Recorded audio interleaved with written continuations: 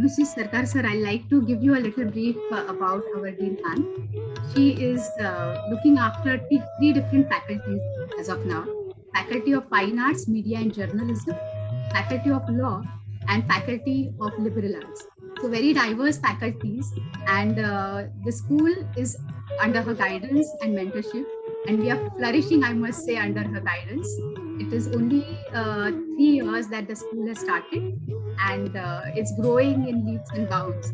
So in every direction, not only the academic, but she's also guiding us for the benchmarking of the school on a global level.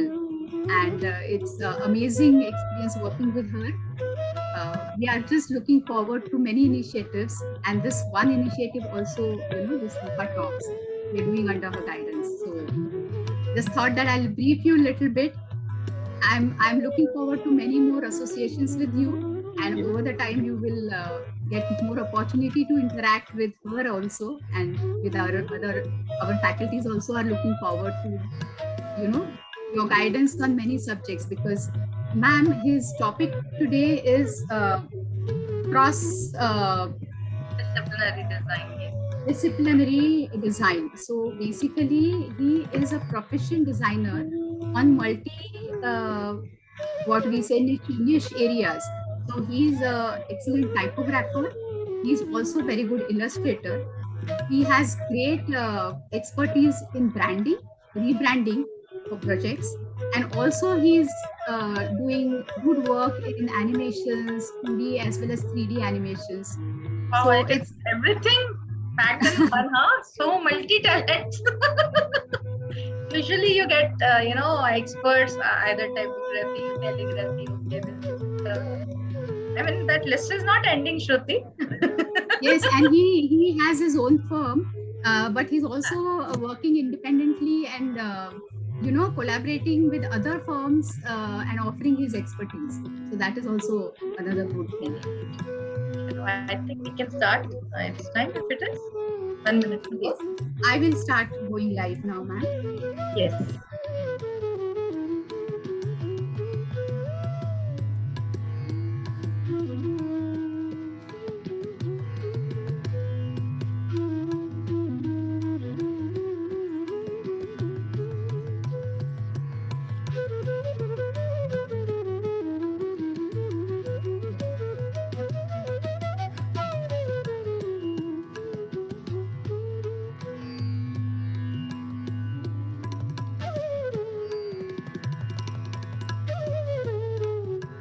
We are live. We can start.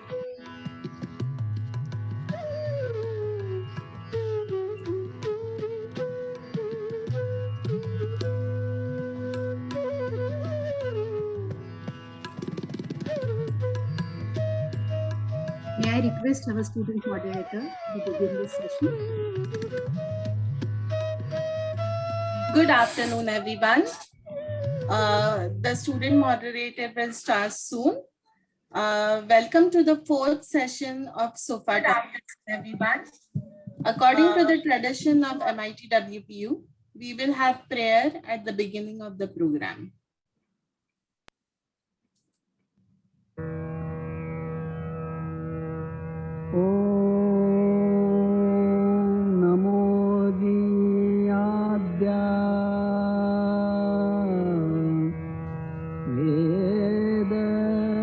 प्रतिपाद्या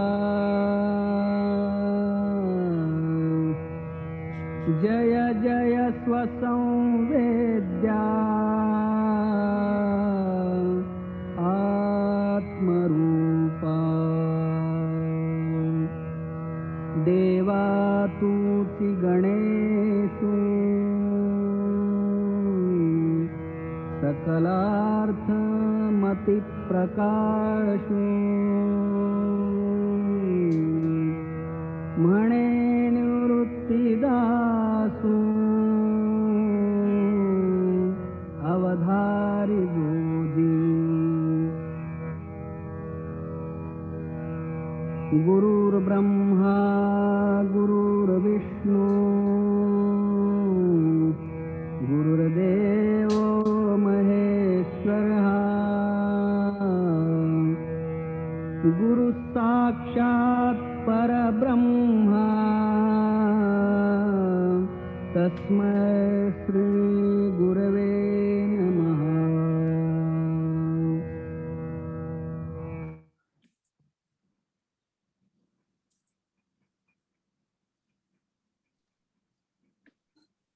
A very good afternoon to one and all present here. Welcome to the fourth session of Sofa Talk series. Hello, I am Ria Goyal from first year FIBFA, Applied Arts. It gives me immense pleasure to begin with the fourth session of Sofa Talks. I would like to welcome respected Professor Anuradha Parasar Ma'am, Dean, Faculty of Fine Arts, Media and Journalism, Faculty of Liberal Arts and Faculty of Law. I would also like to welcome respected Dr. Shruti Nigurkar ma'am, Head of School, School of Fine Arts, all faculty members, all student members of MIT World Peace University, as well as other participants who have joined us for this event. And finally, it is my pleasure to welcome our esteemed guest and resource person for today's session, Mr. Manosij Sarkar, co-founder, design head, ampersand. MIT WPU School of Fine Arts is organizing SOFA Talks under the inspiration by our revered Professor Dr. Vishwanath D. Karad, founder president, MIT World Peace University, and creator, MIT World Peace Dome. And under the motivation and inspiration of a dynamic leader, an educationist, and a committed nationalist, Honorable Executive President Shri Rahul V. Karad.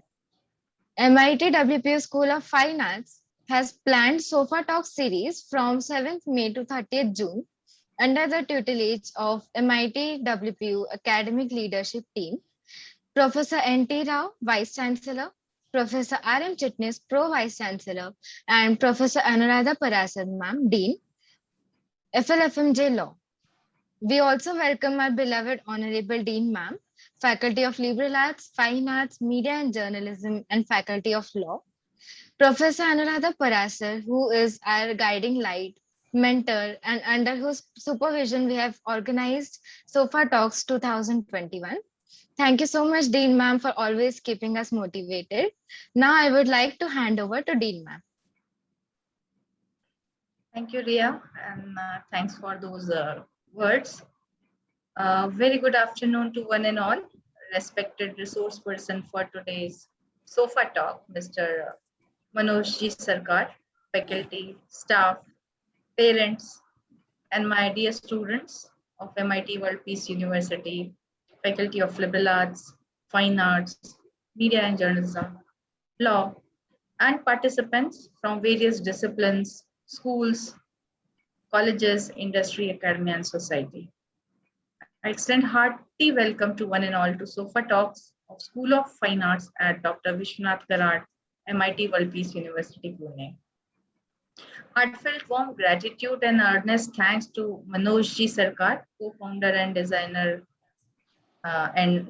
co-founder and design head, ampersand, for sparing time to be here with us for this interaction. Sarkar sir, May 7, 2021, we have inaugurated the first edition of SOFA Talks. It is a noble initiative by MIT WPU School of Fine Arts. SOFA Talk series, we will be concluding on 30th June 2021, and today, as rightly pointed by Dr. Shruti and Riya, it is the fourth session in the series. And Sofa Talk series, I always find this is a unique interaction series between MIT, WP faculty and students of fine arts and applied arts with eminent members from industry, society and academia.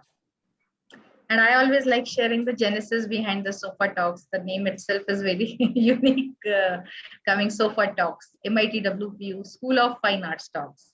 Actually, this is abbreviated as Sofa Talks. And again, I would like to repeat this information for new participants that SOFA stands for, or it is the full form of MIT WPU School of Fine Arts. And when we were conceptualizing this event almost 6 months back, that time myself, Shruti, we were discussing, and we thought of starting this talk series, which will be different in format than MIT WPU Samvad, which is also a very majestic platform.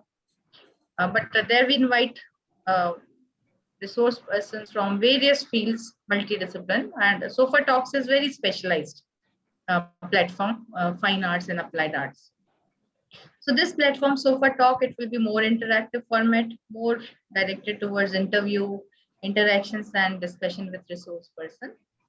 So I hope now participants understand what is Sofa Talks, MIT WPU Sofa Talks, and why we are doing this.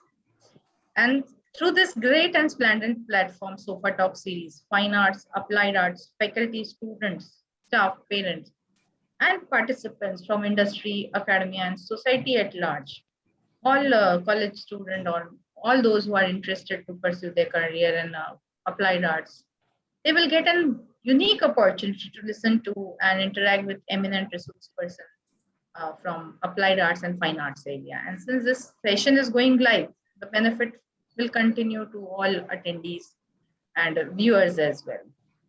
So in these 2 months time, May 21 to June 2021, in this 2 months time through Sofa Talk platform, we will be inviting almost 20 resource persons to share their success stories, experiences, and to present various facets of professional milestones and expertise. At MIT World Peace University Faculty of Liberal Arts, Fine Arts, Media, Journalism and Law, this is like, Division 4 of the university. We have 4 divisions: engineering, pharmacy, like that. So we fall under Division 4. And with lots of pride and happiness, we call this division as FLFMJ, Faculty of Liberal Arts, Fine Arts, Media, Journalism and Law. And we have a very versatile FLFMJ Samvad series platform for discussion, deliberation, and for sharing perspectives. We keep organizing Samvad talks in all disciplines, as I said. Sofa Talk is a very specialized platform for applied artists and fine artists. And Samvad Talk, it is all discipline, including technology, to bring varied and new perspective. And we had been organizing the Samvad in liberal arts, fine arts, media, law, English, political science, psychology, like that, what all disciplines, just to name a few. And Sarkar sir at School of Fine Arts. This is something very, we feel happy that we have a very unique and distinct integrated and interdisciplinary program, BFA Applied Arts, and this academic year, MFA Applied Arts also we are launching, which has been designed with inbuilt unique blend of yoga, peace courses, and MIT pedagogy. So it's not just, giving a degree. There's a holistic and balanced development of students based on peace component, yoga, and various MIT WPU unique pedagogies.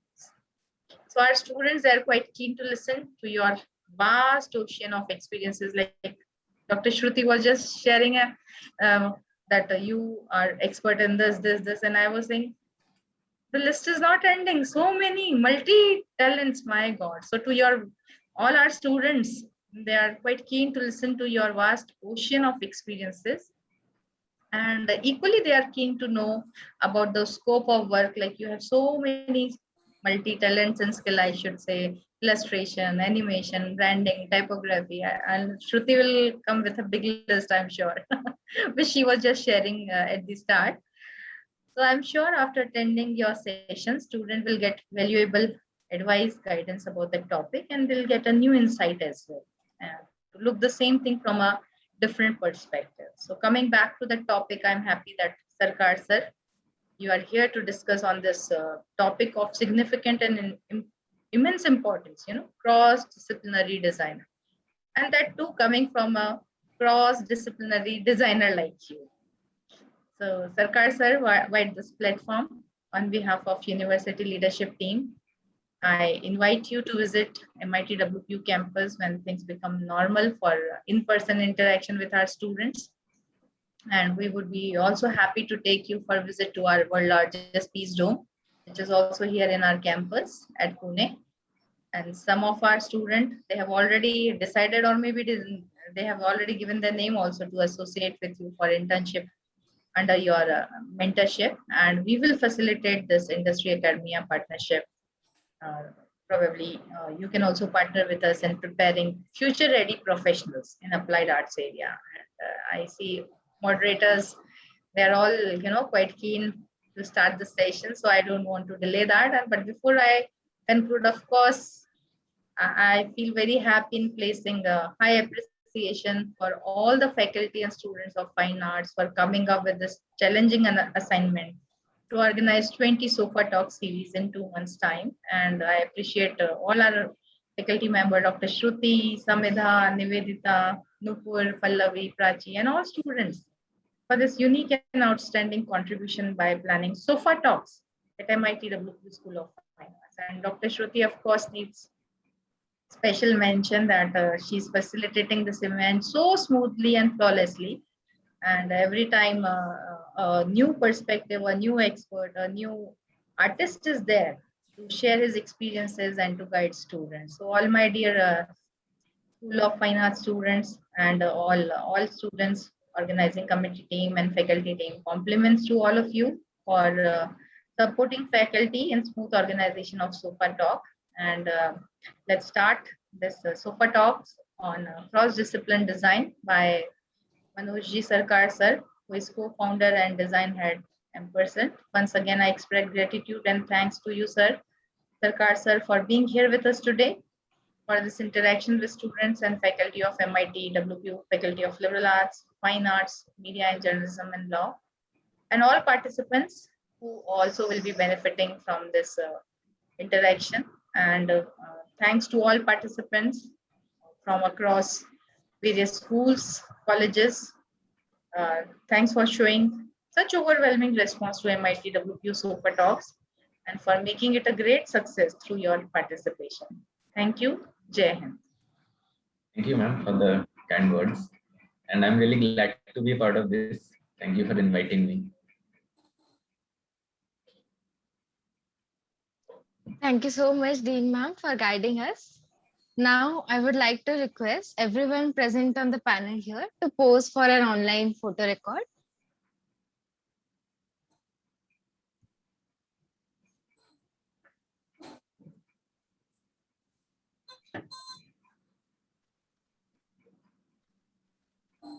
Now, I would also like to inform our participants who have joined us that if you have any query, any question to ask to our guests, you can post them in question answer box, which is on your screen. Without any further ado, I invite respected Dr. Shruti Nigudkar ma'am, Head of School, School of Fine Arts, to give a brief about Sofa Talks. Thank you so much. But I will like to say that our Dean ma'am has guided us in this at the beginning of this session. And, she has explained what was the thought behind Sofa Talks and also what the school is, I'd just like to say and add to it that, the School of Fine Arts is a very young and energetic school. And we are working under the leadership of our dynamic leader, Professor Dr. Anuradha Parashar ma'am. This Sofa Talk is one of the initiatives that the school is doing amongst many other such initiatives under her guidance. And the main goal for us is to do the global benchmarking on all fronts. So whether it is academic or whether it is any other parameter, whether it is placements, internships, we are trying to bring this school on the global benchmarking platform. within the 3 years, the school has done really wonderful. We already have BFA Applied Arts program, MFA Applied Arts is starting from this year, for which the admissions have already started. And we are also bringing in PhD in visual arts. And what I feel is, all these 3 levels under one roof, it is an amazing thing. And that too in the heart of the Pune city, because Kothurud is a beautiful place, even for international, national students to come in and, take their education in. And of course, we are following the MIT World Peace University's unique teaching pedagogy, which makes and ensures that our students are, industry ready and they get overall development. So basically, coming to School of Fine Arts SOFA talks, the talks are going to, present to the audiences many different professional opportunities that are available for graduates of BFA and MFA Applied Arts. So many times people have this question, what will the student or, these professionals be doing?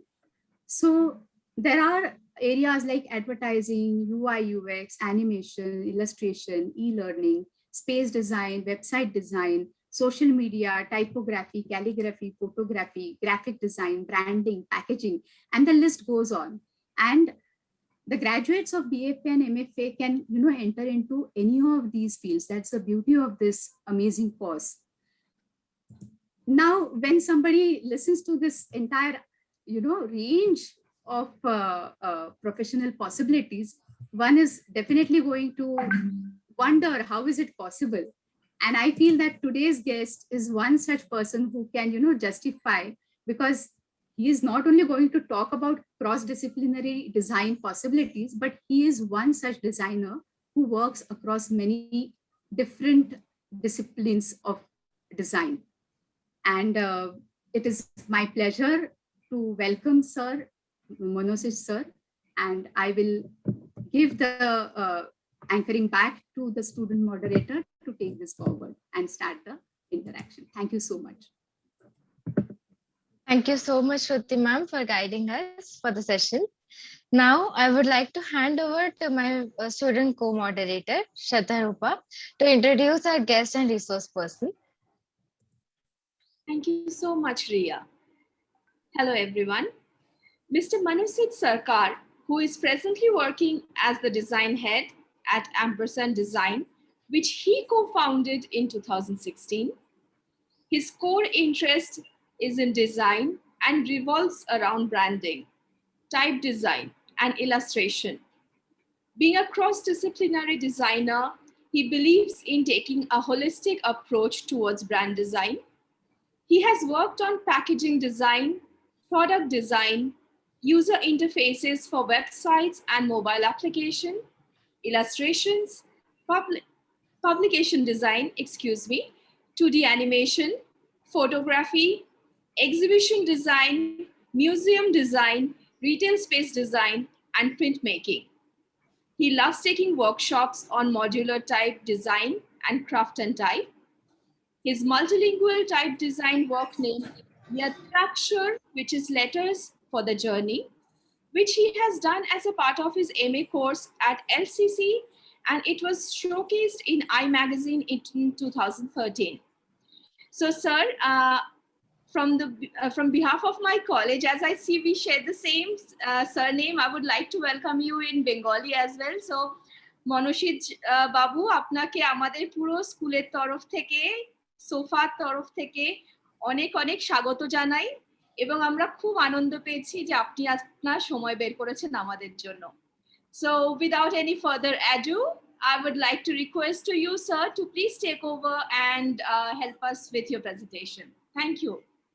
Thank you.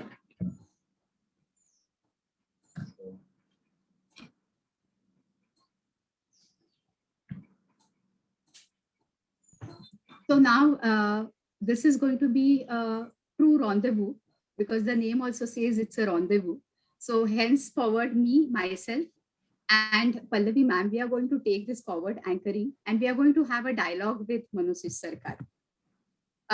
We are going to follow a question and answer format here. And to start with Manosij Sarkar, I'm going to talk about cross-disciplinary design, what do you mean by cross-disciplinary design? And when you are working as a cross-disciplinary designer, can you tell us what are the advantages as well as what will be the challenges that you have faced on your personal level as a cross-disciplinary designer? So we'll start with that, sir. See, as a cross-disciplinary designer, this term came into my picture a lot later when I was a student, when I was studying BFA. That time, I just I started my journey as a usual designer who was trying to get into everything that's happening in the college, and there was a lot of specializations that were there. So I was very interested in doing everything that time. And in third year, when I had to pick my specialization, that time also I was slightly confused, like which side to take, because whether I'm good at some particular thing or not, irrespective of that, I was really interested in trying out new things. And so that time, since that time only, I picked visualization so that I could work on uh, multiple fields, including illustration, typography, and photography at that point. These three were the main streams that we had. So I picked visualization so that in my project I can work on multiple things. So I didn't know what was the advantage or disadvantage of being a cross-disciplinary designer, but that was initial steps that I had. After that, when I was doing my internship or when I did my masters also, for my masters I intentionally picked graphic design so that I could work on other streams as well. See, that initially that was a big help as well, because from my college level I was trying to do multiple things. But when I was working in different design studios, initially my internship and then other studios where I was working, that time things were much easier for me because I was into multiple projects together, and my seniors also appreciated those things, because as an employee, if somebody is working on too many things, handling too many projects together, it is always a big help. So that was, and it was going on me also. So I was trying new other things, even like website design, getting into UI and UX, digital design was something I didn't study in college. Those things started when I was working in design studios. But slowly, when I started my own design firm, that time things were getting a little different. When when anyone is working in a design studio, you are working in an environment which is controlled by somebody else. Like somebody is asking me to do certain things, which I'm doing, which my seniors, bosses, or the design director who is working ahead, above me. But when I'm doing my own thing, or when I started my own design firm, that time things started becoming a little different, because I was interested in working on everything hands-on. And we do branding, but the challenges that I started facing is that I realized I cannot practically manage everything if I work hands-on. Like for example, I really like doing illustration, but if I'm at one point, if I'm working on 3 branding projects, which is there, and one interesting illustration project comes in, obviously we have a team who works in, but I always like to do something which I can do it myself, hands-on illustration or photo shoots. And in those times, it started becoming a little complicated whether to take that project or not, or will I be able to manage it because so many things are already happening, or should I just outsource it to somebody or some employee who's working? So this confusion started happening when I started working for my own, when I started my own studio. And same thing with type design or photography. Although there are always people, every design studio works on multiple projects. Always studios have to be multidisciplinary, otherwise they won't be able to work on special and branding projects because it is not defined for any particular field. But my challenges started coming in because I wanted to do everything on my own or hands-on. So that is where, and what happens is that once you start losing out on certain projects, or because of time constraints, you cannot finish certain things in a proper way, that mental whole complexity starts coming in, that probably I'm not efficient enough, or what is happening. So that situations was a big struggle for me in my later years. But that was one of the main challenges. So I slowly started understanding the difference between my profession and what are my passions. Sometimes I had to step back and define those things and separate certain things in a more practical way, practically what works better and what doesn't. And in a design business, we have to understand the business aspect also slightly. So those are the things that I'm still learning. I'm still new in this uh, struggle. So, but yes, so these are the advantages and struggles also.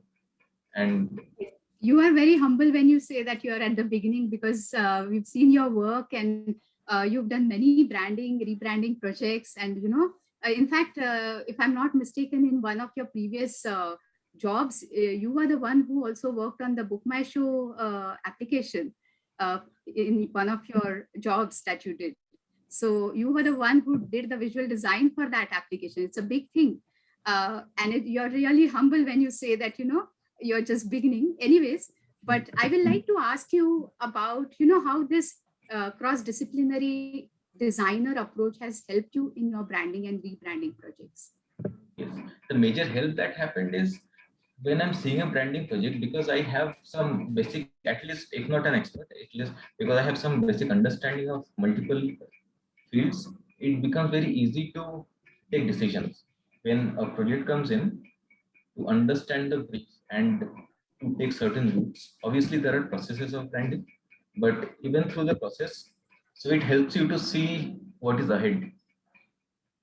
So those are the things that helped me when I started my studio. So initially, later on, what happens is that when studio grows and when more people start joining in, when you start having bigger teams, things get distributed. But in the initial stage, when we started small, that time it becomes very easier for you to understand bigger projects also. And it helped me to, I mean, I was never scared of taking bigger projects or more complex projects because those understandings were much clearer for me. So whether to take a illustrative approach or how complex the illustration can be, or whether how type design can work, or guiding a photographer how to work on the photo shoots. So these things becomes easier when like as a design head, I'm working with a team.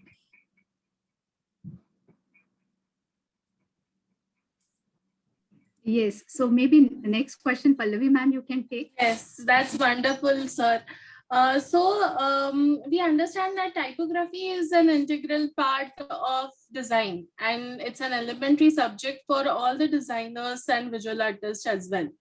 But for many, this is the most ignored area.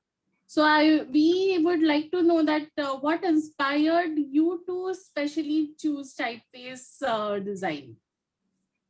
See, here there is one subtle difference between typography and type design, where typography is a very vast subject, which is a very integral part of design, like as you said, in whichever design comes in, whether it is branding or user interface design or publication design. Typography is very important because it helps, it is like a pillar of the main design.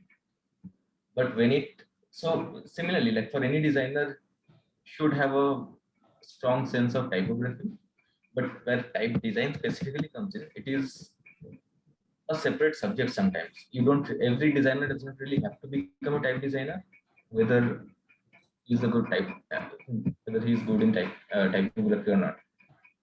So type design is, it's like there is no particular way how I started it. In like it has inspired me in multiple ways. When I do my branding, or like there are a lot of complexities that comes in when we try to design a typeface. By complete, I can share certain things actually, and if I can. Yeah, we would love to see that.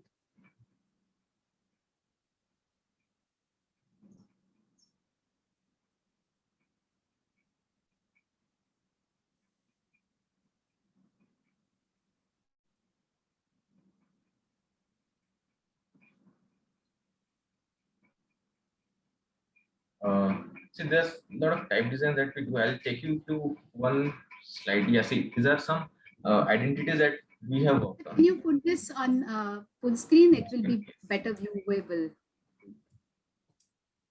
Yeah, see, Yeah. one of the main interests that I find while working on branding projects is, so for example, these are some of the word marks that I worked on for branding projects that we did.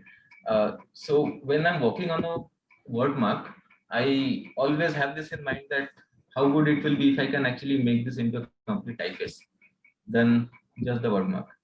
But what happens is there are a lot of complexities that comes in where, like for example, the from the center, the third word mark, which is tira. So, for example, this one I really love this word mark, but I really wanted to form this into a complete typeface. But the complexities that we come into is when I started working on it, I realized that there are a lot of letters that will be very difficult to create when I actually start designing each and every letter form, and that will take away from the whole character that it is having right now when I start changing things. So these are a lot of small complexities that comes in, because type design is a process where it is not those individual letters, it is about those individual letters coming together in different forms, and it should look equally good. Like the tira is looking good here because R and A has a nice ligature to it. But if this R goes with E, will it look equally this good? So those are the complexities that Interesting. you comes in when you're designing a This whole is bringing me to mind the struggles that the Devanagari font developers exactly. are having. You know, the point that you spoke about, the ligatures. How do we make Yes. them working in different combinations? So we'd like to know a little bit more about this, sir. Yes. So these are the complexities that initially starts in, and these complexities actually inspire me to work on type design more and not just leaving it right there. So this is how I started getting into type design completely. So I can take you through the process. I'll take you through some of the type design that we have done. Well, so this is one typeface that I'm working on right now, which is a high contrast fat typeface. So like, this will come, like it has a regular and a stencil version also. So coming to the actual process, how we start designing typefaces is obviously it starts from sketching initially, but like every designer has their own way of starting with a concept. For example, sometimes we get a brief, like any commercial project, that a certain typeface has to be done for this certain purpose. Like my Yaprakshar font that I created for my masters, that was particularly designed for a certain purpose. So we have a clear brief in those situations, and you can easily work on those. But when you want to work on something completely hypothetical or on your own, then you have to create your own brief sometimes. So my one of my core briefs are come from my own branding projects itself, because in the previous slide what I showed is the logo word marks that we have designed. So those are one of the inspirations. I feel like working on those ahead, and other times it's like you can get inspired from a lot of things around you in design. How we can start on design typefaces. So So you can initially, little bit talk about, you know, your approaches for designing display fonts versus the, you know, body copy fonts and things like that. so most of the font that I have worked on are mostly display fonts, which are main difference between display font and text font is their purpose. So Correct. ideally, text fonts are. I have some slides to show.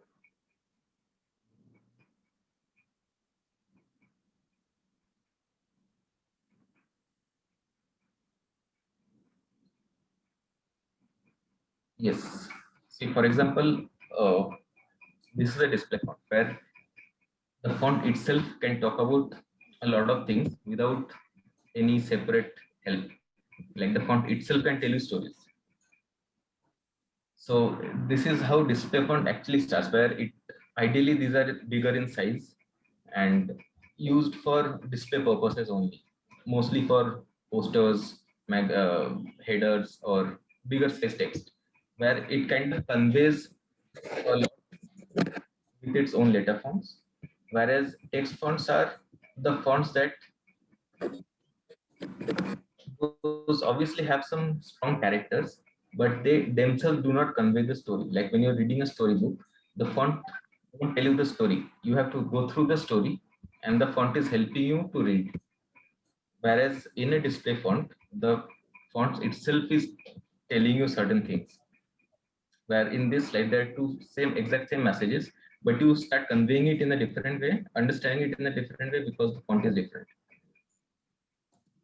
So this is the initial core difference, and I have mostly worked on display fonts only because those are more experimental for me, and uh, yeah, so these are some of the fonts that I have worked on, and this is one of the starting areas where you pick like certain letters, how to start.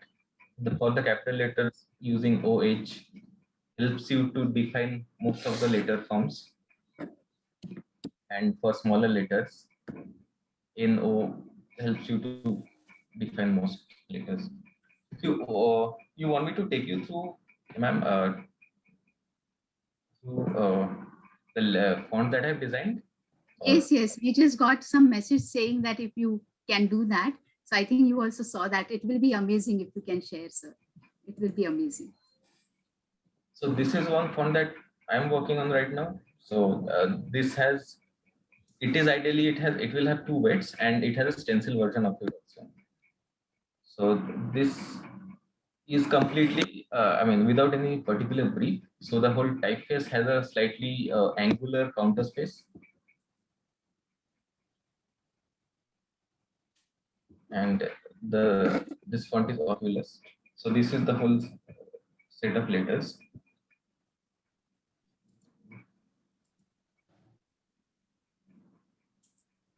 This is one stencil font that, this is very experimental and display font.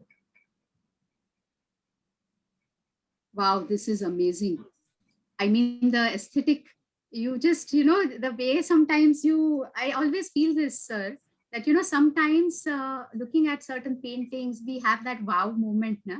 In graphics also, type design specifically has those opportunities, you know, for the aesthetic relish. Yes. Amazing this is. I mean, I am sure all my faculty will, you know, agree to this. Absolutely. Pallavi, ma'am. Absolutely, it is. And coming to that, questions have already started popping in. So we would like to know about the, how to evaluate, like balance and differentiate between passion and profession. So you can tell us about that with reference to your project of Yatrakshar. In fact, I can see here that this passion is only converted into profession. So Absolutely. definitely looking forward to your answer, Manosij sir. See, the Yatraksha project I did when I was doing my master's. Okay. So it was a college project basically. It was not a commercial project. So how the project actually started, the outcome was a type design, but the whole project was on a design project, research project, where understanding. See how I'll take you from the beginning actually. How actual design starts is we need to find some certain problems and trying to solve those issues through design. So the hypothesis that we were working on was about understanding, especially in Indian culture, the because of language, multiple language that we work on, and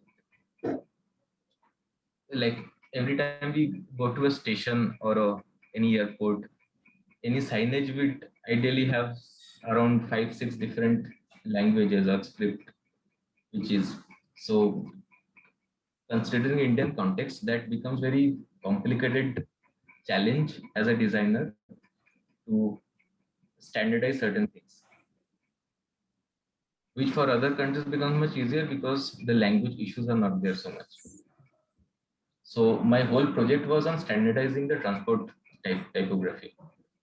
So initially it was basically a research project, and understanding the problems of transport system. So I picked Maharashtra because I was staying here for quite some time. So it was much easier for me to pick a city which I am familiar with. So in Maharashtra, I was trying to understand the different transport systems which are there, which is some transport systems are government owned, some are private. The airport is private. Then local trains, and some buses are private, government. And there, so similarly, it is not a very standard system. So when you want to understand uh, and when you want to try to standardize the whole thing, it becomes very difficult because it is not owned by a single body.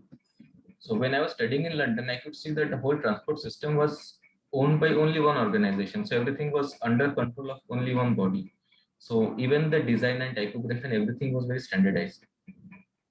So so that was my research basically, how to standardizing this process. So I'll just open some file.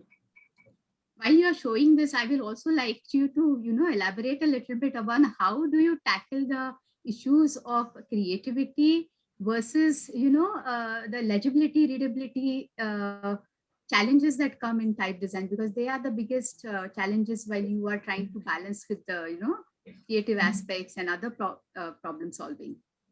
See, the legibility issue when I'm talking about the transport system and designing for transport, the legibility is one of the primary aspect, irrespective of how good the typeface looks. It has to be readable from certain situations. So this is where my research started. Is that because in India everything So is do you not. want to change, while you talk, do you want to change the screen? Because right now we can see your window. Yeah. So maybe you can take us to one of your presentations and then we can continue. Yes, thank you. Yeah. So how it started is that, like in cities like Bombay or Pune, where the production processes are very much in place, it becomes much easier to work on certain production quality process where you want to make signages or bigger signages on the highways. But when you move to village areas or rural areas, things become very different to follow the exact same process of production. So when a train is passing from CBT station and goes to some village, you will start seeing the difference in everything in the station itself. So the whole exercise was to understand the problems mostly. Sometimes finding a solution becomes much. I mean, in that college level, the research that you're having, it was not about finding an actual solution that I can implement directly outside, but it was more of a hypothetical solution that we're working on. So initially, I worked on the multilingual font, which was a stencil. See, there are some challenges because stencil fonts are also the fonts which become sometimes difficult to read. So, so the main exercise was how I can uh, make it as much practical as possible, where we can use the stencils in a way where it is more readable. So the whole exercise, this is my outcome actually, which I have already designed the font here. So this was the font, and I'm just taking you through the initial slides. Yeah. So this was the font that I worked on, which is a stencil font, but it can be used without stencil also if needed for highway signages. So including the Devanagari font, the numbers, and the way it can be executed, then the color palettes and the forms of the signages, some guidelines how big and small the panels can be.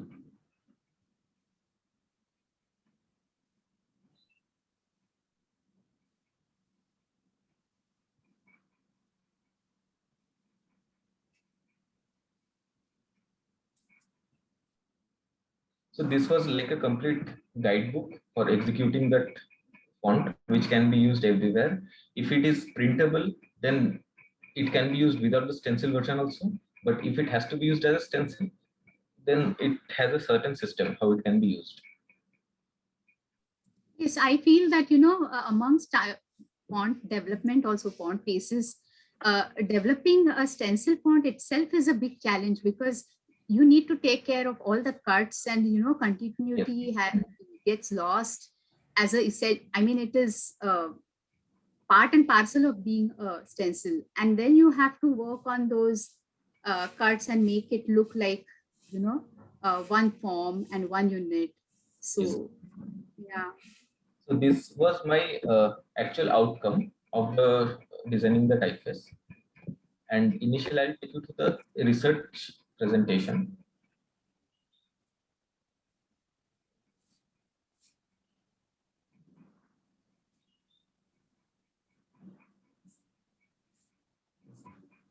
Okay, I will like to tell the viewers that if you have any questions, put them in the Q&A section down, because that way we'll be able to take them towards the end. We are still going to look for a lot of other work, and we are, enjoying this, but just instruction. Yeah, see, this was my initial research phase where I was trying to understand how bilingual fonts work throughout the world. Because in India, certain things were not standard, but in other parts of the world, a lot of things were already been done, this kind of work. So I was trying to go through those work in branding or in other commercial projects also. Like a lot of brands have their own logo done in multiple scripts, which although the scripts are different, but the whole character still remains the same. And then these are some examples in India where it is completely handwritten. So the message is getting conveyed, but the whole standardized form is not there. So this is where I started. This is actually my thesis book.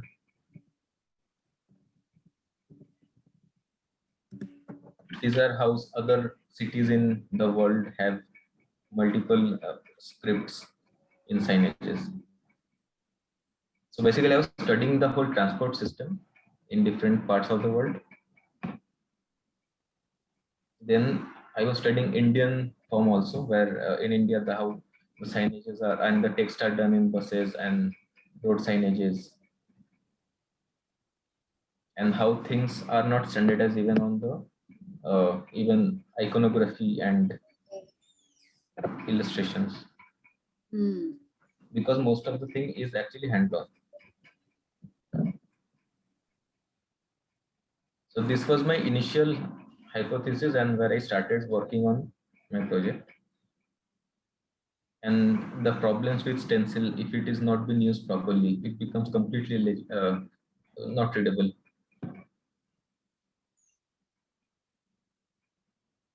So then there are some other, some of them are references, and this is some experiments that I worked on. It was not directly a part of my project, but separate typographic experiments that I worked on. So this is a set of stencil which can be used to write both Devanagari and Latin letters. So it is like a stencil, physical stencil. Like if you can see my image. Yes, we can see. Yeah. So you've got this stencil made. Yes, I designed this stencil which can be used to write. It has only 6 shapes, but using these 6 shapes, both all the characters of Latin and Devanagari font can be written. This was not the outcome of my hypothesis. It is these are some of the experiments that I have done while I was working on my. Yes, this is amazing. I mean, to look at the stencil, a nutshell of the entire font face that you have developed, and just these 6 shapes, and they can be transformed into all the alphabets in Devanagari. It's really amazing. So it comes with a guideline how to use the stencil. Correct. It is like a package set of stencil that can be like published outside Is also. it available to buy as of now, It's sir? not. Just out of curiosity. No, it is not. But We hope that it will be, available at earliest because you're showing it here. So thank you so much for that.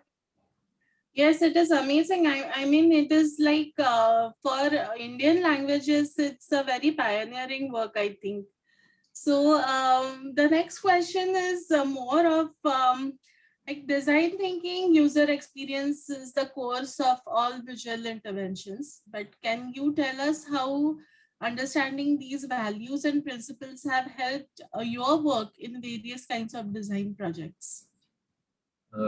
yes, see, for any design process, irrespective of branding or product design or any other design, the whole approach should be ideally to understand the whole design thinking. See, these are the things that I started learning when I was working in my earlier design studio, where like that was also multidisciplinary design studio where uh, from automobile design to branding to UI UX everything uh, was designed at Lemon Design in Pune. So when I was working there, like the understanding I had is that see for technicalities there are always technicians available because every field has their own technical problems like in UI UX or in any product design, industrial design or automobile design. But from a core point of view, as a designer, the process of design thinking still remains the same. So we were always encouraged to work on any kind of project because technicians are always there to help with the technical things. But we were always been encouraged to get into the design thinking process as a designer. So we shouldn't be saying that this is a web project. I'm a graphic designer, so that is not my job. Or this is a product design. I'm not a product designer. So there are no watertight compartments as such. In the process of design thinking and user experience, because the user experience word is more popular these days because of websites usually, but the whole process of user experience is coming from the time when human beings invented wheel, when they realize that square won't work and if it is circular it will be better to roll something. These are the situations from where user experience has started. So those are the core parts of design thinking from the beginning. So if you have some basic understanding very clear, you should be able to work on any kind of work, any field basically in design. Technically, probably I might not be, but for that, technical people are there to help. So that was the initially how I started working on multiple things and be brave enough to start working on anything initially. See, ma'am, initially you were asking like how complex Devanagari font sometimes becomes. So Yes. the English font, the Latin font for 2012 London Olympics, the English one, not the Devanagari, that I was trying to design based on the same grading. But it becomes so difficult. The conjuncts, so like that is too far fetched. Even the basic characters cannot be made easily sometimes. So because like Indian scripts are a lot more complex. So we have to understand those complexities, the practical complexities, and implement them in while working on multilingual typefaces. Certain things will definitely change, keeping the main character the same, character of the font. Absolutely. So these are some experiments that I was doing, and like how the transport fonts are there in all over the world.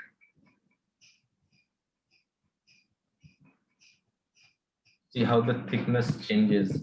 This I've taken from other research papers, how thickness changes in different scripts.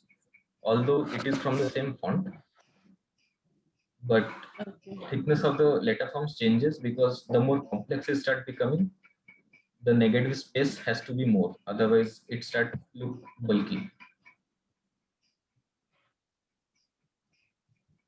Yes, sir. We'd like to see any of your other work also, sir, because we know that you work on type design and many other things. So we'll definitely like to have a glimpse into any of your other works also that you may want to share. Work some illustration. I worked on illustration projects also. Yes, please. We'll love to see, because it's uh, your efficiency as a typographer. We all know it's amazing, but equally it is as an illustrator, and that definitely we'll love to see. Some of them are not commercial illustrations. These are like some of my illustration works that I have worked on. Some are digital illustrations, image manipulations, and these are digital illustrations for one resort. Then watercolors. So you work in so many media. You work now. I'm very aware that you are a hands-on person who loves watercolors equally, and you also do material handling and mosaics and this and that. So how do you decide what material, what medium while you're doing your illustrations? For illustrations, again, there are two ways of seeing it. If it is a commercial project, if it has like part of a branding project or a commercial project, then already certain things are already in place. For example, the timeline, the budget, the brief itself, all those things pretty much define which route we have to take. With experience also slightly, obviously, because initially when I used to work with other, initially when I was doing my internship or working with other studios, that time people were there to guide us, which seniors basically who are leading the projects, they were there to guide us which practical route to take. But now with experience, we do understand because of all these things, timelines, budgets, and all these things to pick which medium is the best practically. If it is going to be a digital vector illustration or going to be a watercolor or any other media. But Yes, because media can change the personality of that illustration completely. yes, Meaning we all know that. And unless and until you can visualize that before, it's really tough to decide. It will be great for our viewers to know more about how do you do your process for illustration. again, like so for practical for commercial projects, there are certain ways. And if I'm doing illustrations for or illustrations or painting for myself, obviously the window is much bigger. I can explore more. Even if it is not practical, I can still work on it because the brief is different, or maybe there is no brief at all. But for practical illustrations, like for example, this illustration that I'm showing right now, this I did when I was working with Lemon Design, when I was working there.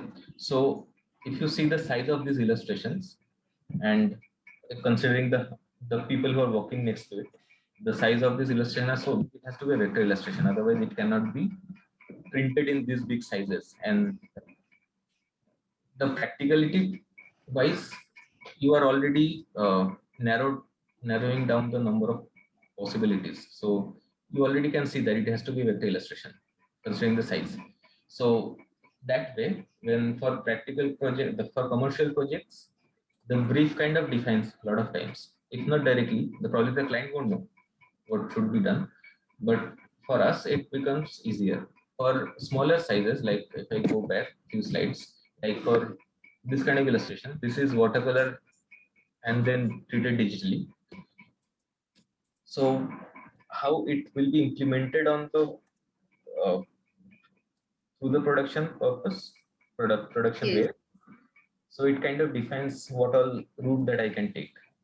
Yes. So here you are integrating it as part of the packaging, the label that Yeah. you are designing. So obviously it's part of the entire branding and could be possibly a series also. Yes. Yes.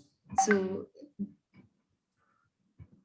So then these are also some hand-drawn sketch illustration for a pub in Pune.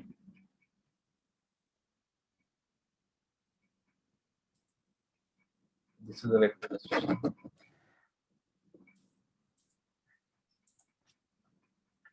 So this is not really watercolor illustration. This is a digital illustration treated in a way that looks like watercolor. yeah, I mean, so many styles are there, not as fixed style. This itself is ingenious. I mean, this is amazing because generally we see that illustrators work in one style and that style they, it's very difficult for them to lose that style. But with you, we can see that you work in so many different styles of.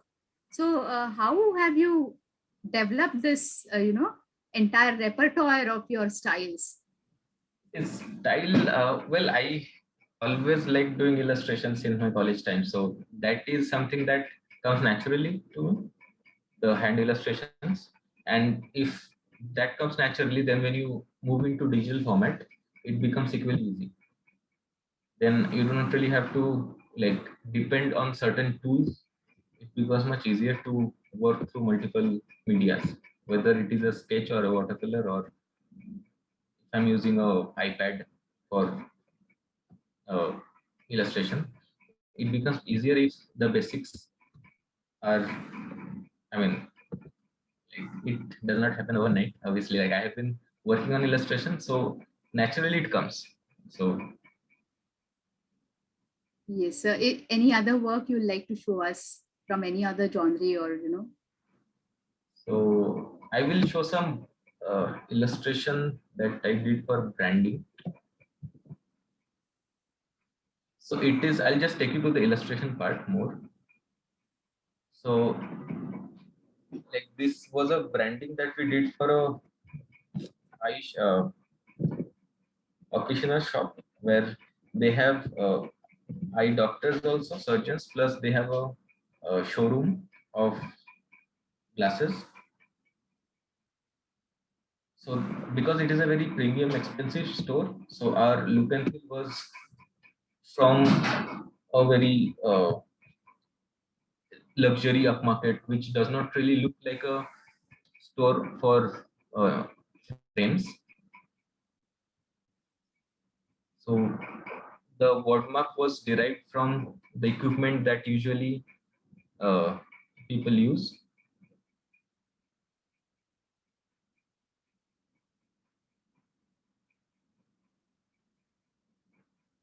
Then going to the design language, where it talks about the uniqueness of every eye. So every human being's eye are like the fingerprint, which is different. So using the uniqueness, so every eye is different. So this becomes the design language for the whole brand. And the illustration style also. The color palette is also looking so interesting. So the color palette was derived from also the premiumness of the brand, because it is a very premium luxury brand also, not just an eye care store. So that premiumness comes through the foiling, the color, the copper color that has been used. And as you can see, it is established in 1833. So the legacy that they have been having all these years. So that legacy should come through the treatment also.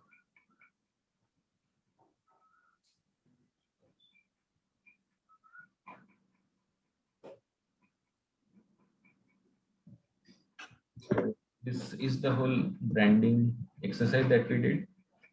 And this was the option that was selected. And this was the other option that we did. So I'll take you to the illustration style of this. So this was very abstract, where like it looks like an abstract painting, which a version of Raza. also Yeah, but the royalty and richness is coming out in this one as well. so here the equipments that they use, like the lenses, when you try the number of your glasses. So Correct. the whole design language was, actually I'm illustrating those things only, but the whole design language is very premium and very mysterious looking.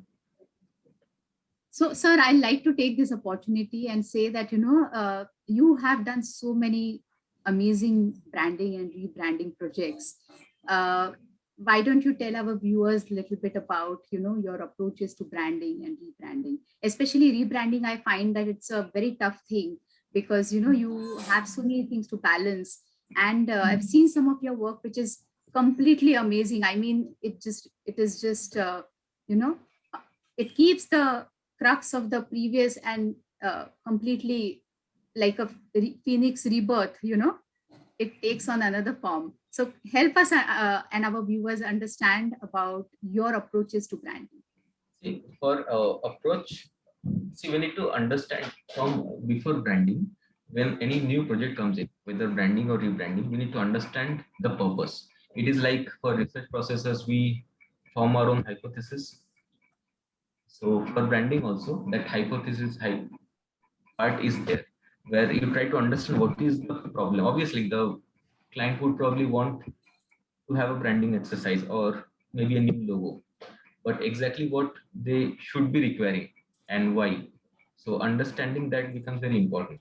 For rebranding, what happens is most of the time people would do rebranding when something is not working for them. Either it is a very old brand, they want to refurbish themselves in a new uh, as a with a new look and feel, or sometimes they just like to, I mean, with modern developments and like everything becoming more developed, so some brands actually want to refurbish certain things that way also. So for rebranding, I'll see if I have any.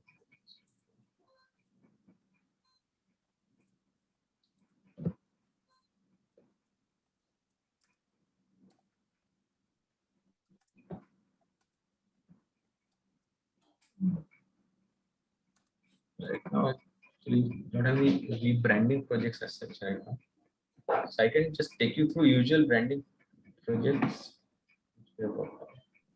Anything that you want to share, sir. Anything is fine.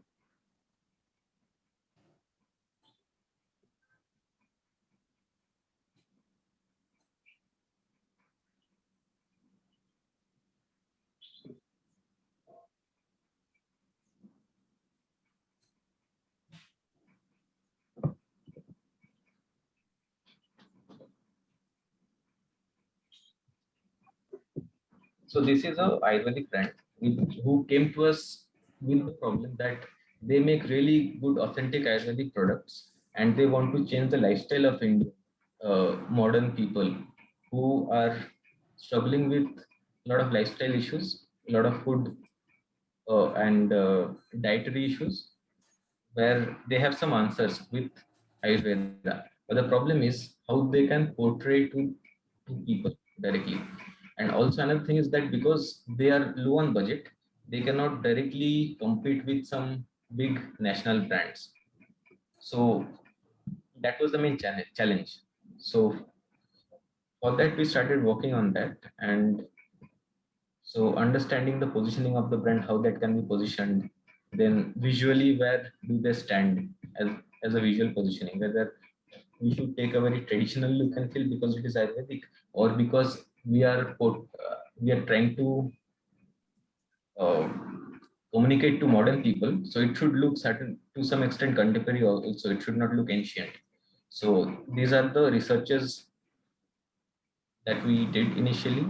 Then how premium the brand is going to be. Some part of it also comes from the cost of the product because they also spend money in producing the product. So it cannot be completely cheap also because pricing is something that the brand decides itself from itself.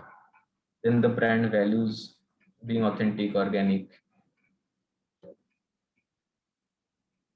and the brand persona is the brand is like a person who is around 45-year-old who understands the essence of ancient Indian culture, but also is a very practical person who understand how to implement those things practically. So going ahead, for these are the mood boards that we created, and You can skip some slides. We'll love to see your outputs. Yeah. yes, so the material mood board was very important because they were working on very low budget. So we had to pick some materials which is organic and also which is easily be produced in lesser budget. So the whole look and feel was very hands-on and dirty and mud. How organic products are grown, which is directly from nature. and also the essence of ancient typographies that we have. So the whole wordmark was derived from these.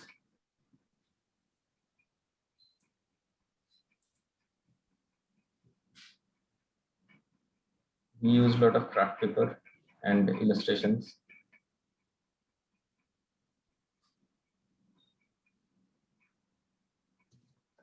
So the whole process was that they will be producing ready-made canister packages with stickers on it.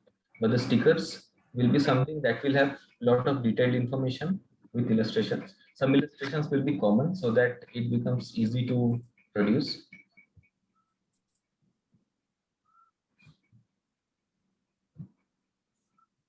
So Wow. So I think I really want to thank you for sharing your work without any reservations and taking us through this lovely journey, Manosij sir. And I think that if you have anything more, we are greedy, but otherwise you let us know and we can go to the question answers from the viewers. you can. Thank you. Thank you so much, Manosij sir. It was brilliant. I mean, there's no a field which you have not touched, and it's truly multidisciplinary. And I'm sure our students and viewers are going to have a lot of questions for you, and they have truly enjoyed. I'm going to pass it to student coordinator Shatarupa, and she will address the questions. Thank you so much, ma'am. And Manosij sir, it was an awesome session. Rather, the rendezvous was so clear to all of us. We find a lot more compliments for you instead of questions. We still have few questions which I will reach out to you for. So one of our attendees, Vinay, has asked, would you like to share your Yatrakshar project with us? So I guess you shared few. So sir, if you have anything to say. I can see it is online also on Behance. I can share directly if anyone wants to. No, sir, since sir has already spoken about this, we will skip this, and definitely, sir, what we will do is, we will take your links and we will be putting them on the Facebook page that is presently streaming this session live for everybody's benefit. So that, anybody who is interested, they can have a link from there and they can have a look at it leisurely. So viewers, please go visit our Facebook page. The page is School of Fine Arts, MITWPU School of Fine Arts, and you will find that on Facebook. And definitely we'll be putting all the links that sir will share with us on that page. And Shadrupa, what we can do is we will take the questions which are not answered or he's not spoken about hence, in the forward discussion. If he has taken, we will just thank sir and we'll move on. Sure, ma'am. So here we have another question, it seems, where one of our attendees, Karambir, has asked, sir, can you please also apply, stencil in conjuncts? So I'm not too sure if it's a question or it's a statement, but it's a question. It's a question. I'm sure Manosij sir has understood it. Yes. So the stencil is designed in a way where you can cover up certain parts of the font and use it as a conjuncts. And there are already some ready-made conjuncts which are pre-created, where you do not have to like break a letter and create a new conjunct. It is already pre-created conjuncts which are there. So for our, normal attendees and fresh students, let me tell you that once you understand the anatomy of typography, you will start understanding these terms, which are a little technical here, but I'm sure you will get the grasp of it over the time. And for those who are, studying in higher classes, I'm sure they're relating to what is being said. Thank you, sir. Thank you for taking this. Thank you, sir. I'll move to the next question.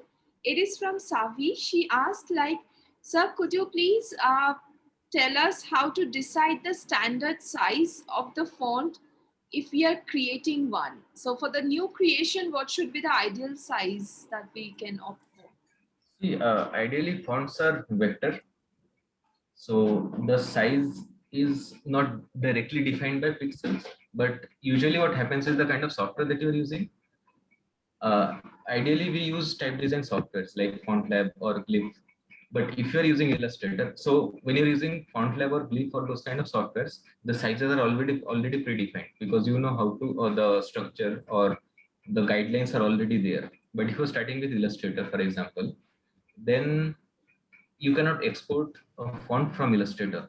So you can design the characters and then use those characters and export them to any font design softwares again, and then export it as a font.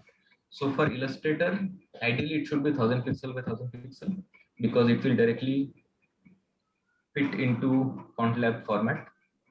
Otherwise, you have to resize it again when you go to FontLab. So that is one size, but it is not like a standard size. Okay, sir. Thank you so much.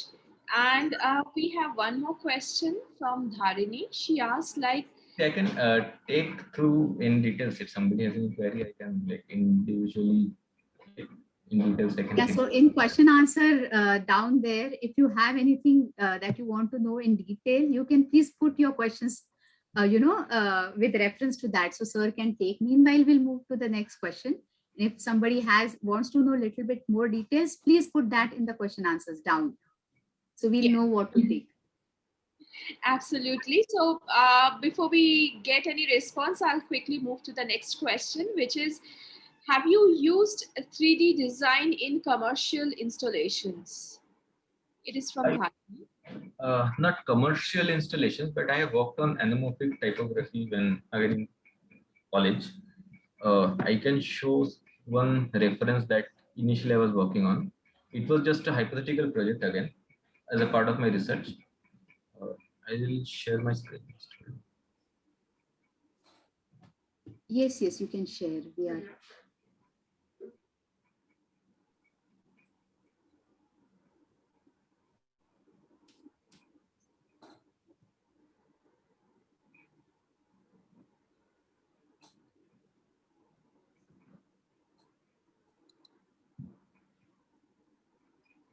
So this is a lowercase and uppercase of A, but it is actually one single. Sir, the screen has not been shared. Screen is shared, but what we can see is your window. We are not seeing the presentation. So you can stop this and again share. First, open the file that you want to share, and then again you can share it.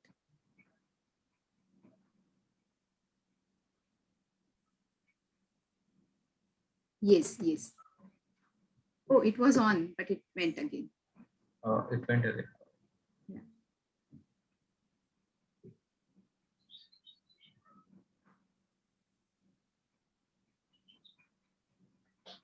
No, now we are seeing the folder. Now you can see. We can see the folder now, not the file.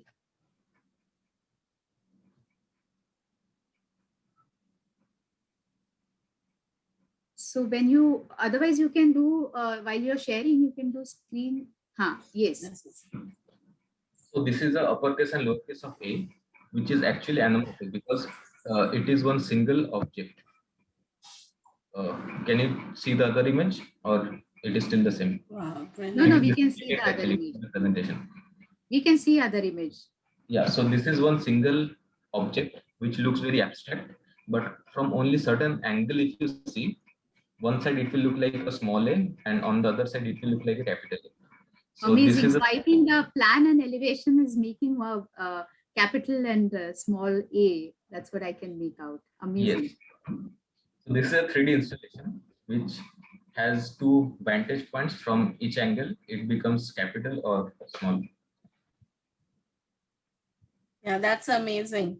So like this is from center, it is like a square, black square. One side it is the small a, and on the other side, when it starts rotating, or if the person who is saying moves towards the right side, it becomes a capital A.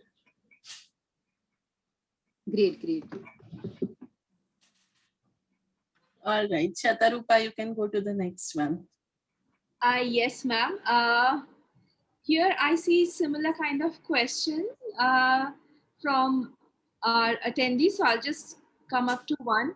What is your thought process while you work on a particular project? Our process kind of changes based on the kind of project that we do. But again, as I said initially, is the design thinking process kind of stays the same, where you try to understand the problem, create your own virtual hypothesis, and try to answer those problems. It is about creating that question, creating a question, and try to find answers through design processes. Design thinking, research process is different, but certain part of design thinking stays the same.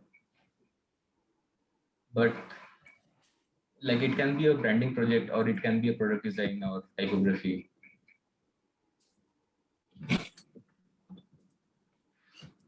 Thank you, sir. And if anyone has any more detailed query on any of the responses from sir, kindly ping the question so we can go in details.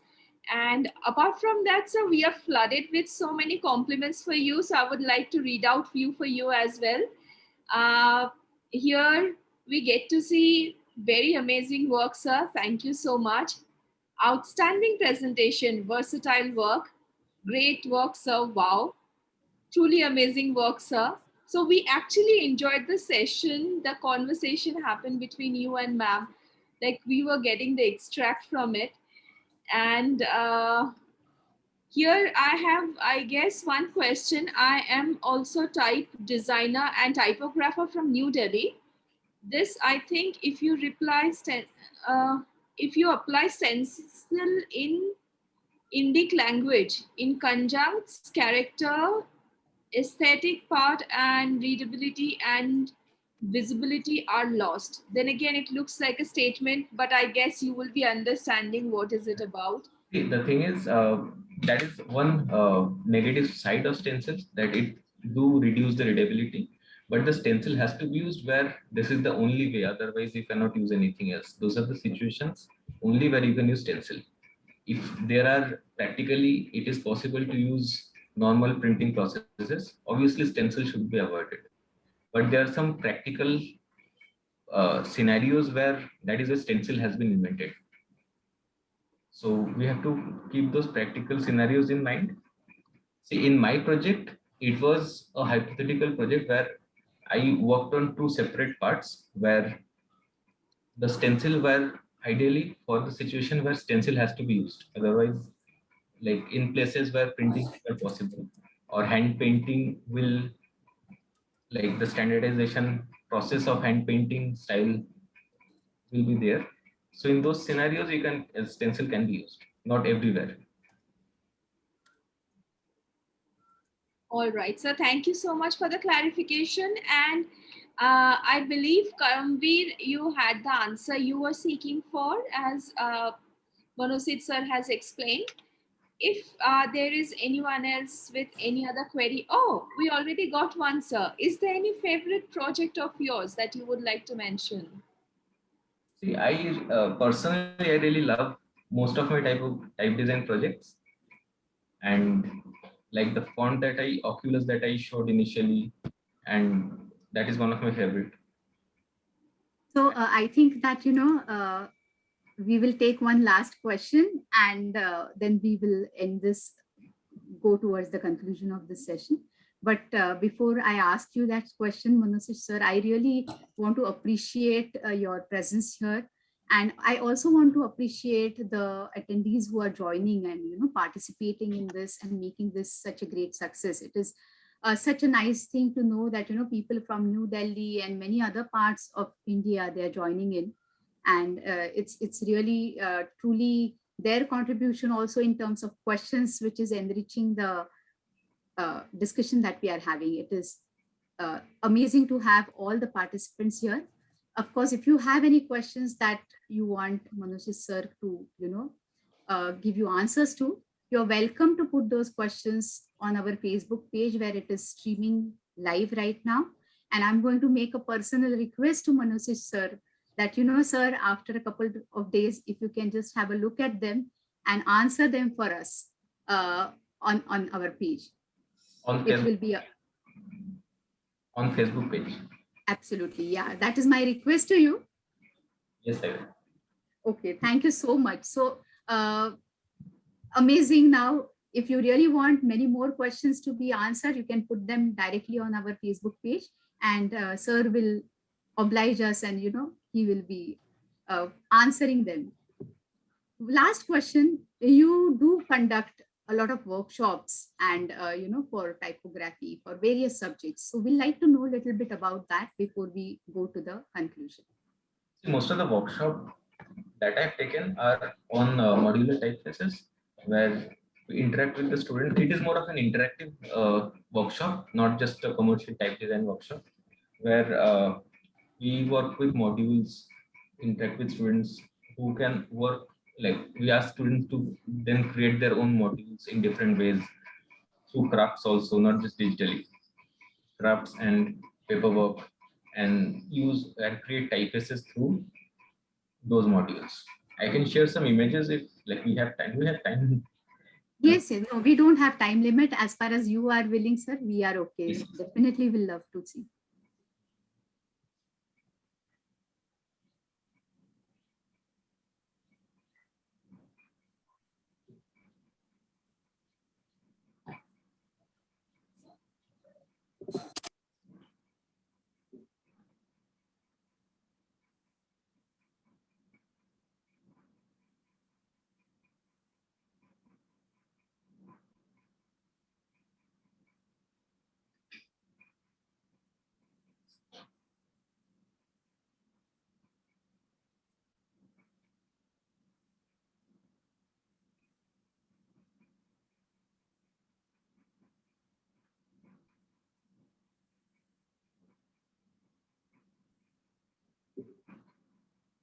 So while sir is opening his file, I will like to talk to the audiences and,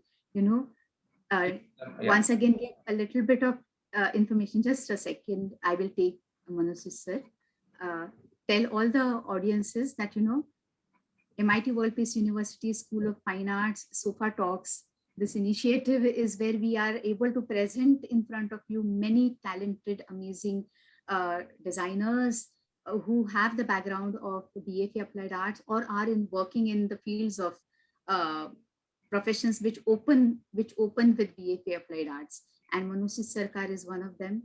And we are already running BFA Applied Arts, and we also have BFA and MFA Applied Arts now starting from this year, for which the admissions have started. So whether you want to take admissions or not, you are most welcome to our school anytime. Anybody from all over India internationally wants to visit MIT World Peace University, we are welcoming you here on this platform. Thank you so much. Manosij Sarkar, over to you. For example, these are some modules.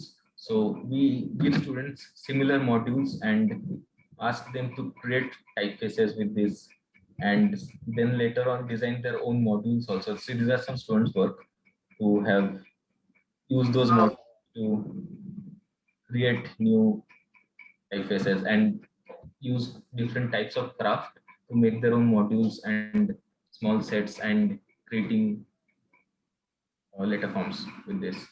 So these are the we are definitely looking forward to associating with you on many other fronts, and definitely workshop is going to be one of them. We like to do MOU with you also for hiring our interns, and any other opportunity that we find, we love to have with you. This is amazing work by students. So these are some with these modules only. So this will be we are planning to make concrete tiles so that it can be used as an actual tiles on the wall. These are not tiles, actually, these are 3D printed. So using these modules to form murals also, not just letter forms on wall. I guess this is your new venture coming up in terms of conducting workshops. And let me give you an invitation right now. to do the first session at MIT World Peace University School of Fine Arts. With that, I think we will move towards conclusion. Thank you, ma'am. Sure. And wow, sir, it was indeed a great honor to listen to you today. I would like to thank you for this enriching session. I would like to thank respected Professor Anuradha Parasa, Dean Ma'am, Faculty of Fine Arts, Media and Journalism, Faculty of Liberal Arts and Faculty of Law. I would like to thank respected Dr. Shruti Nigurkar Ma'am, Head of School of Fine Arts, all the faculty members and all the participants for joining today. And to conclude this session today, I would request our technical team to please play the Poseidon. Thank you. Before the Poseidon, definitely want to thank today's resource person for this amazing presentation. It is our honor to have you here. Thank you so much. Thank you.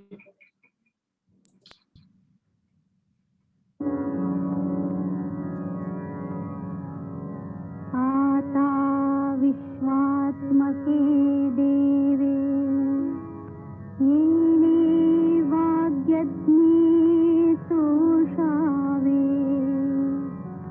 तोषोनि मज जावे पसाय दान जे खळांची व्यंकटी सांडो तया सत्कर्मी रतिवाढो भूता परस्परे पडो मैत्र जीवांचे दुरिताचे तिमिर विश्वस्वधर्म सूर्ये पाहो जो देवांशील तो तेलाहो प्राणी जात वर्षत सकळ मंगळी ईश्वर निष्ठांची मांदियाळी अनवरत भूमंडळी भेट तू भूता चला कल्पतरूंचे आरव चेतना चिंतामणीचे गाव बोलते जे अर्णव पीयूषाचे चंद्रमे जे अलांछन मार्तंड देता पहिन ते सर्वाही सदा सज्जन सोय रे हो तू किंबहुना सर्व सुखी पूर्ण होनिसिही लोकी भजिजो आदि पुरुषी अखंडित आणि ग्रंथोपजीविये विशेषी लोकीये दृष्टादृष्ट विजये हो आवे येथ म्हणे श्री